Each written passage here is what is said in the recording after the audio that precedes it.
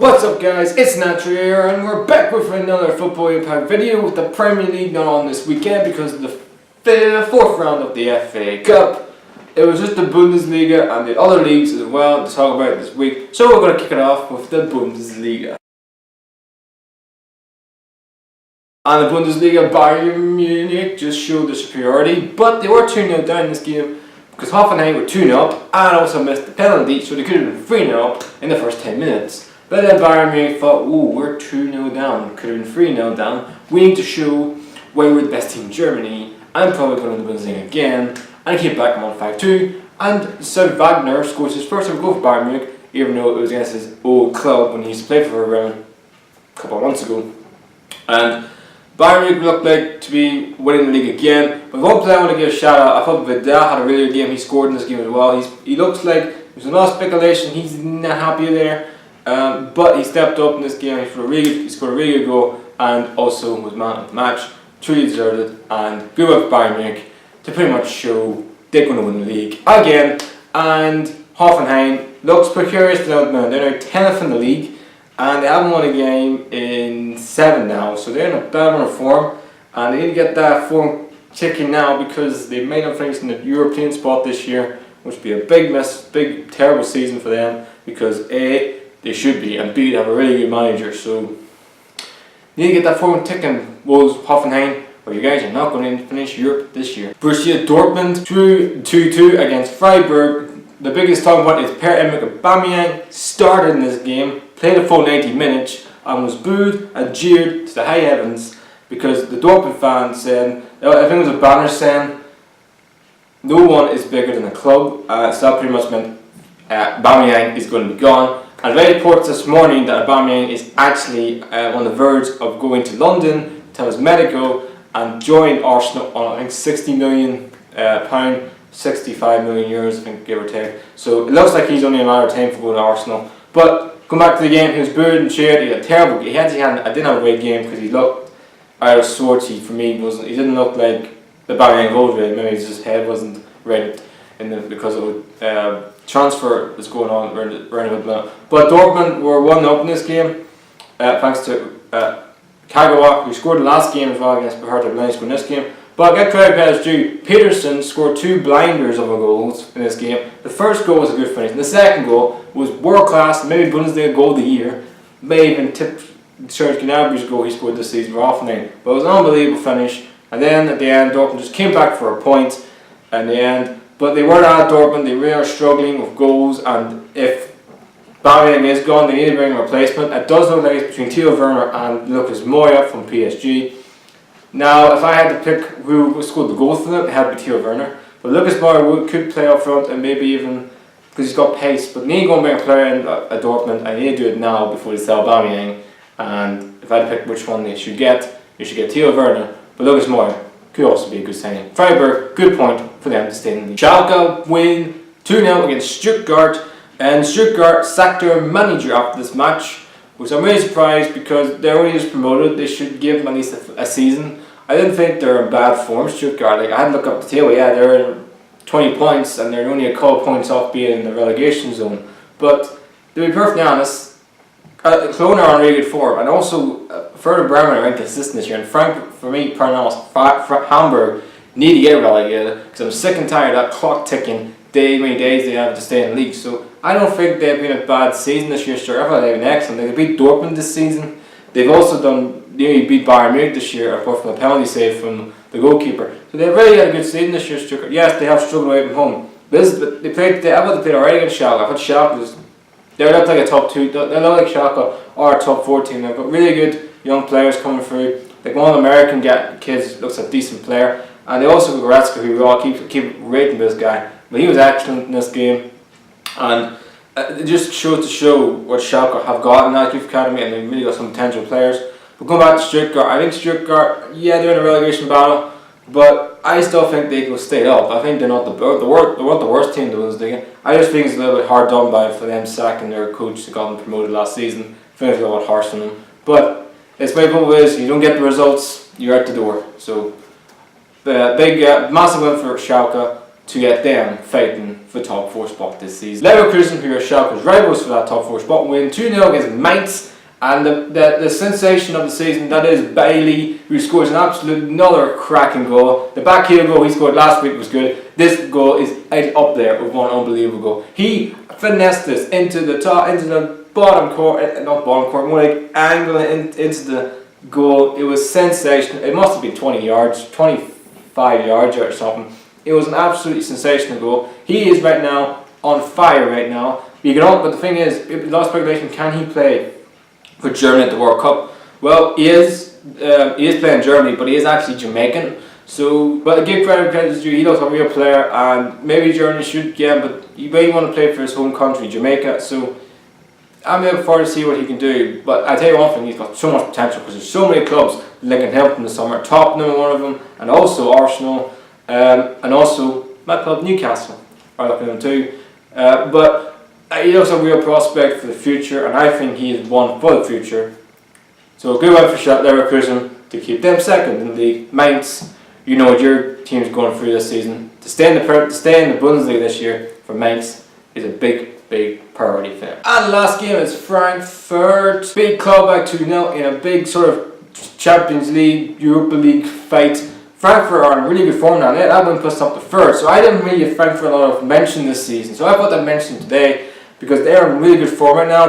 I think they've won. They're unbeaten in 5 games now, or maybe more than that. They really are playing well at the minute, and they've got their main guy scoring the goals from the season.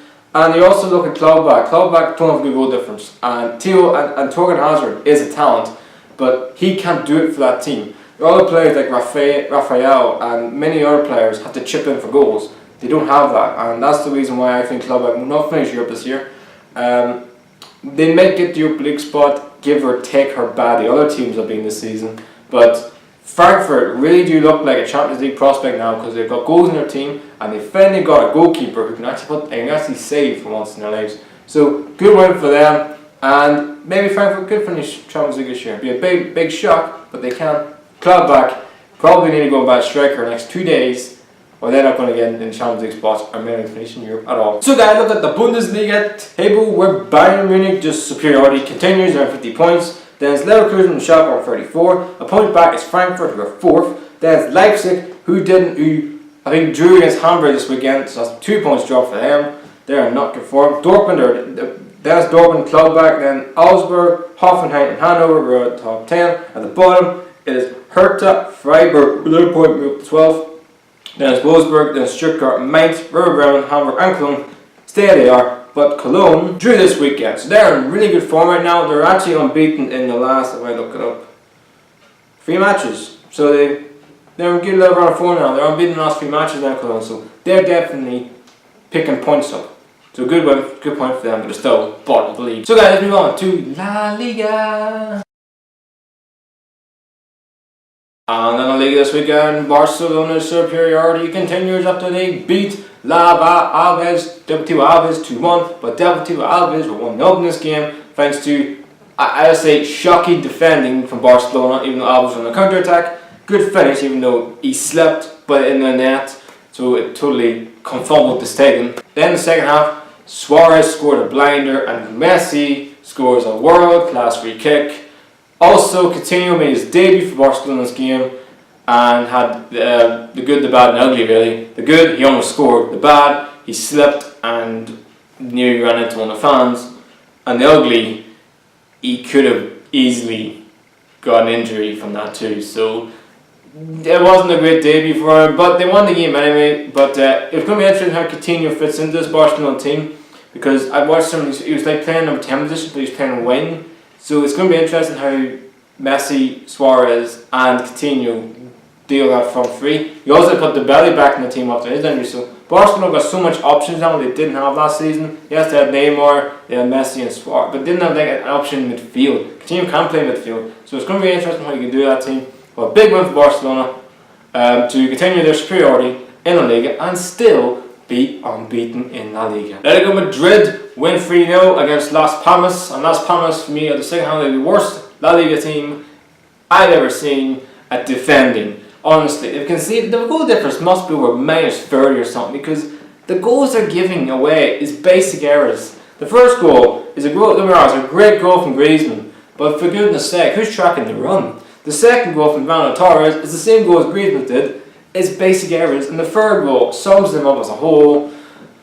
Las Palmas, for me, I think are down. I just do not see them staying. I know they beat Valencia in the last game, but for me, that was a fluke win, I would say, because we got Valencia in a minute because their form has been awful. But right now, it's a iffy season for Las Palmas. I think they go down. But as Atletico Madrid, it's a big win for them to pretty much consider it second. I don't think they will in the Liga. I think they're going to be second fiddle to Barcelona this season.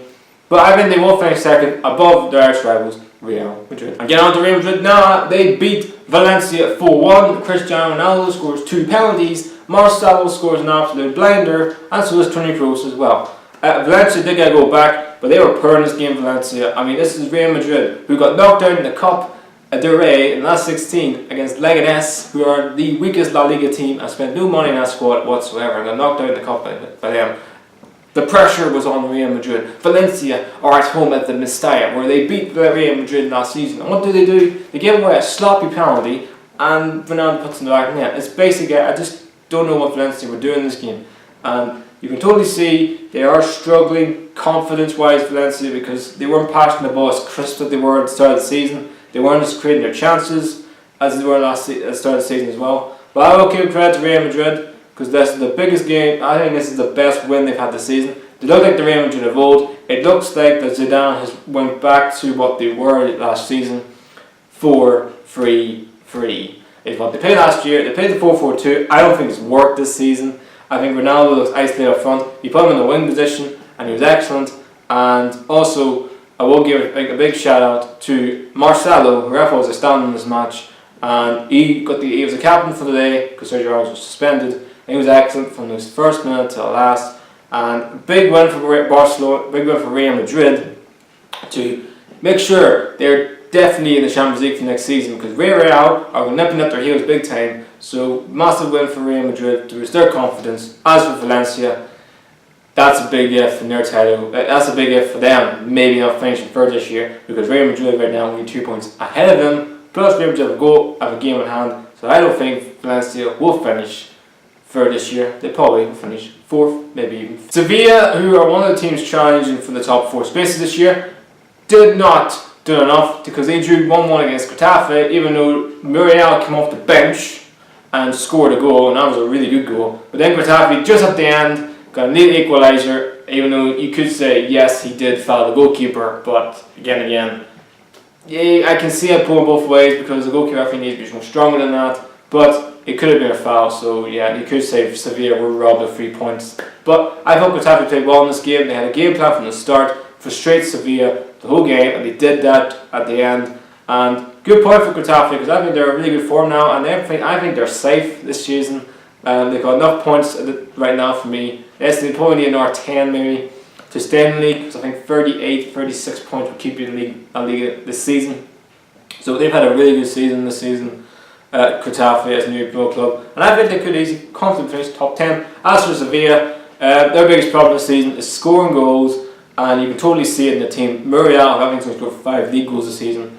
Ben Yedda has only scored 5 league goals all season, so they've really struggled for goals this season, and maybe not bringing a replacement striker, getting rid of Kevin Gamero and not replacing the dude, has definitely affected their team. So they probably need to go in the summer and buy a striker. And the last game is Deportivo versus Levante. Deportivo were 2-0 up in this game, but typical Deportivo conceded too many goals at the end, and Levante shouldn't have got up on this game. I thought Levante were terrible. But Deportivo, man, this is the reason why your team is going to get relegated this season, because you can't stop conceding goals. Yes, they can score goals, but they can't stop conceding goals, just like Las Palmas. I don't care how good you defensively are.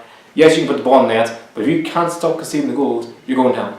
And it's a massive rival, Levante, who are down there as well in the relegation battle.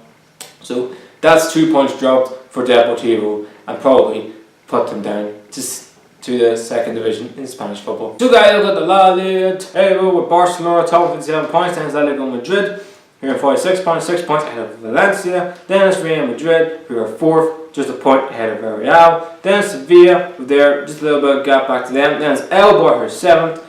Then it's Celta Vigo, who are 8th, Getafe and Granola in the bottom. It's Liga next, Athletic Bilbao, Real Betis, Espanyol, Real Sociedad, who really are in iffy form and they look precarious, but they have a little bit of a gap. Then it's Levante, Alves, Deportivo, Las Palmas and Malaga, and that is your pretty much your La Liga table after 21 matches. So guys, let's look at what happened this weekend in Serie A. And in Serie A, Napoli win again and beat Bologna 3-1 thanks to 2 world-class finishes from Dries Mertens. But I want to give a mention. My mention is Bologna should have won. They had many chances to win the game. Bologna in the first half. They were 1-0 up in 24 seconds from one striker. I don't know his name. I don't know if I do. I probably butchered the dude's name. Palacio, whatever his name is. The bald dude who looks like a Jedi. He scored the goal. And then, give or take, they scored a stupid own goal. It was a great hit off the goal scorer placement. They went in, they hit in the defender who's trying to clear off the line, so didn't get enough and hits off his knee and hit the net. Then Dries Mertens scored 2 perler goals. The first goal is freaking unreal good, and the second goal is in the world of top quality. It's unbelievable. He's put that in the top corner. You're right saving that. It's one of the goals of the season. World class finish from Dries Mertens. He was outstanding in the whole game. And can you say it now? Is this the year that finally someone other than Juventus win the fucking Scudetto? I hope to God they do, because I'm fed up Juventus winning because they've won a 6 in the trot. And I want someone else to do it. And I really hope it's Napoli, because they're the best team to watch apart from Man City this season. Their football is enjoyable to watch. I love watching Mertens. His football, he's just so fucking stylish. He's unbelievable. And big win for Napoli to go back to top, to still be top of the Serie A title race. Juventus win 2-0 against 9 men. Kiev, who got 2 men sent off in this game. Absolutely right. They're not flat for 10 minutes ball. But Juventus were frustrated for the whole game. They really struggled to break them down.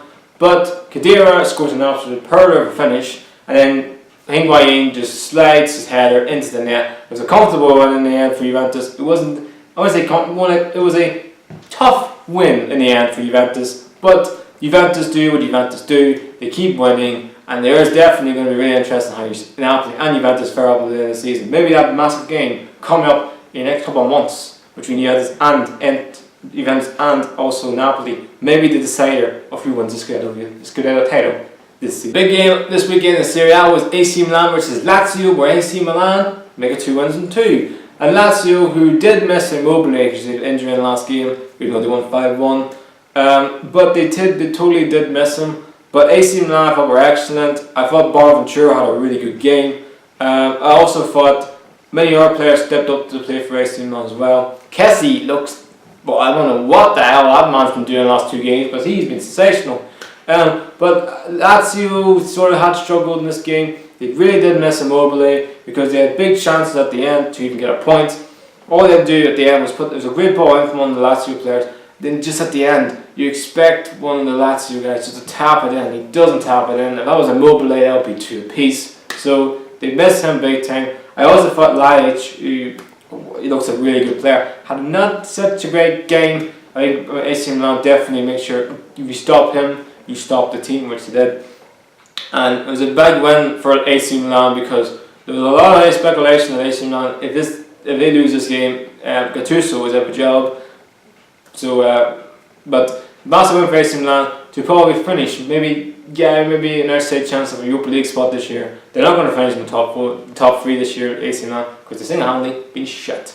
Lazio, that's more like a big dent for their Champions League hopes, because they haven't really. It's a big dent for Lazio's Champions League hopes, but because of what happened this weekend with all the results, it's not bad as first. Because Inter Milan, who are chasing Lazio, only drew 1-1 against relegation fighting Spa. I don't know why they really struggled Inter in the last couple of years. They haven't won a game in 2 months, and they totally see Icardi, who needs 1 more goal to score his 90th career goal in Serie A. He hadn't done that yet. The first goal was an own goal from Spa. Yes, it was a terrible own goal. I don't know what he's doing. The defender doesn't need to do it. At the end, just before 90 minutes, Spa did get an equaliser, and they further deserve. I thought they were excellent in the game. Inter Milan, big problems for them, and Lilian Spalletti is under a little tiny bit of pressure. I don't think he's under pressure to get the sack. He's under a little bit of pressure from AC Milan, from Inter Milan's fans. They're saying they need to get more from the team, and I agree. And now there's speculation that Daniel Sturridge may be going there.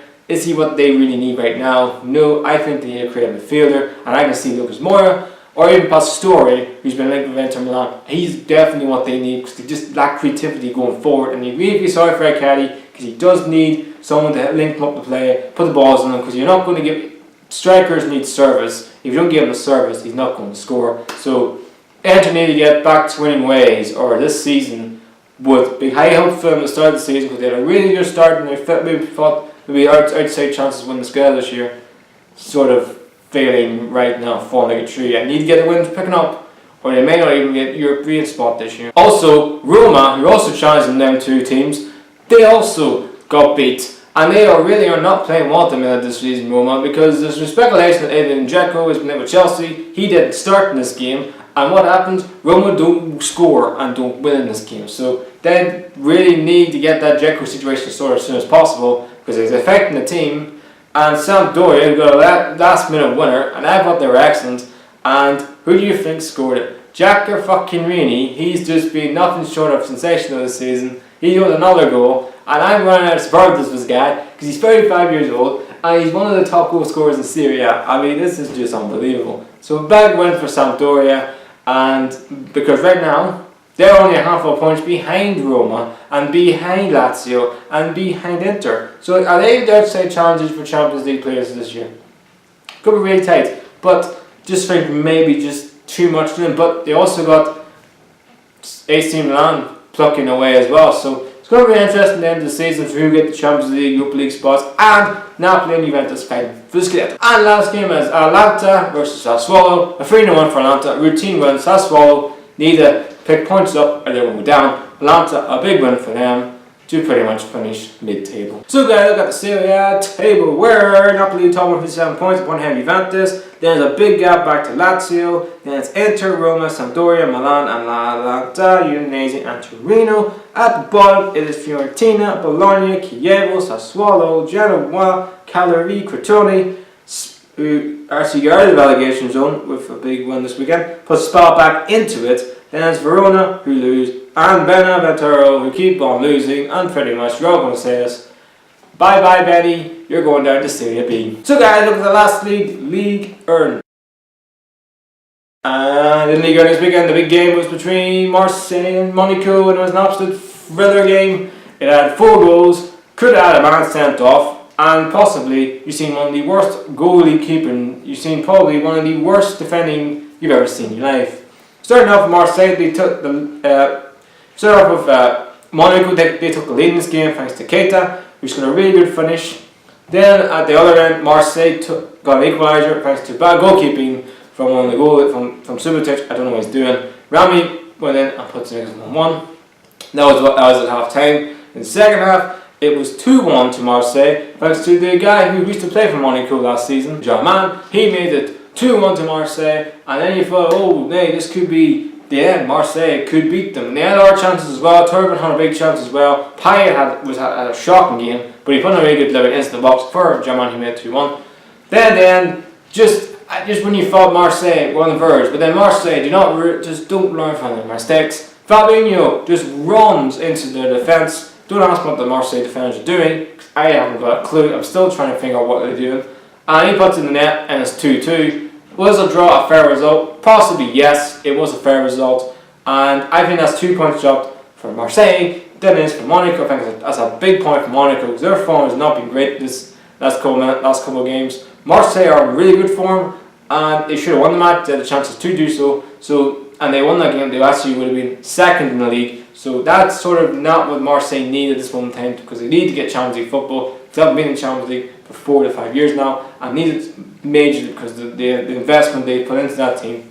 Monaco, on the other hand, have still all the best players, and you can totally see without Bernardo Silva, without Barry, without Mendy, and without Mbappe, it's just not the same Monaco as last season. They lack so much pace, and yes, they got Thomas Lemar, and yes, they got Fabinho, but along with Eddie there, I think Eddie could be sold in the summer. So Monaco was probably starting to see the end of the Monaco cycle that they dominated Liga last year. They probably may finish 4th, 3rd or 2nd is where I think they'll probably finish this year. Marseille, 2 points dropped, Monaco, point gained. PSG, who for me have really won the league, win 4-0 against Montpellier, and the Cavani finally gets the goal he's been cherishing all since pretty much the start of the season really. He's finally PSG's top goal scorer, even though Neymar got the assist for him, so yeah, read where you want to read into that. But Neymar scored 2 goals in this game, so he got the last laugh in the match.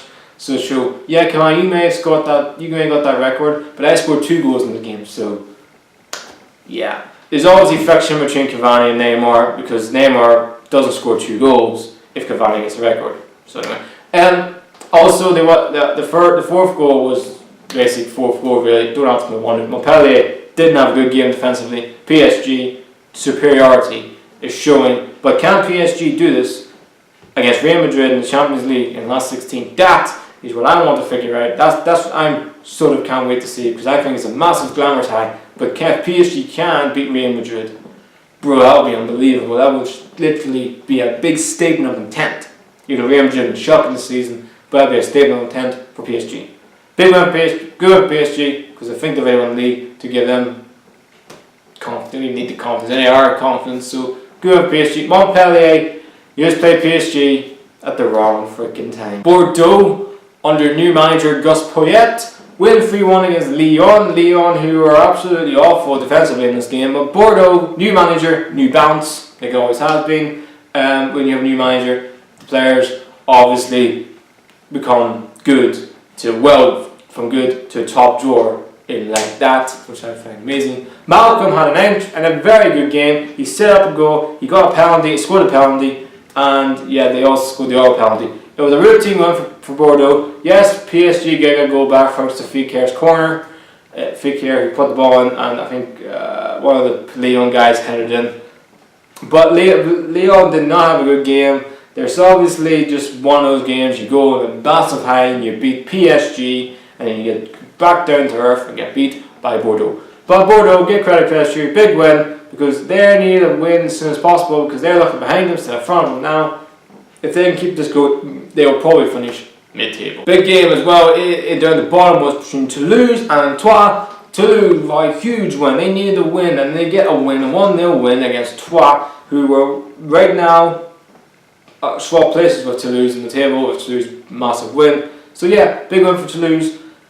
And last game is Lyon. Lyon beat Strasbourg 2-1, and another big win for them, for Bielsa's team, because there's a lot of speculation. They had to sell players to keep FFP down, and definitely that's what they are trying to do. So it looks like maybe Nicolas Pellat is going to be sold. One of the centre backs is going to have to be sold. So they need to get that down. And I think Lyon, if they can stay up this season, it'll be an unbelievable achievement. It'll be an even bigger achievement than winning Ligue with Eden Hazard, Yoran Cabaye and Debussy, and many other great players they had, and also Dimitri Payet, all the great players they had in that team. So they need just to stay in the league this year, Lyon.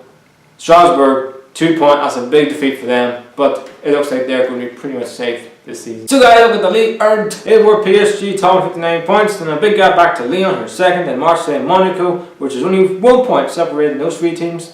Then it's Nats, who are 10 points behind Monaco. There's Nice, Montpellier, Reims, Bordeaux and Guingamp. And at the bottom it is Dijon, Strasbourg, Caen, Saint-Etienne with a big win this weekend, massive win for them. Armand, Alger, Lille, Verwin are at the bottom 3. Troyes, who without defeat stay where they are. Toulouse are now only a handful of points, only 1 point from Troyes. And Metz, who get a big win against Nice this weekend. And are they somehow doing the most unbelievable revival this year? So it's really tight down there in the Liga and relegation fight, and I think that's going to probably go to the last day of the season. So guys, that's the end of Football Impact for this episode. Hope you guys have an amazing day and enjoy your life. Please like, subscribe, natural.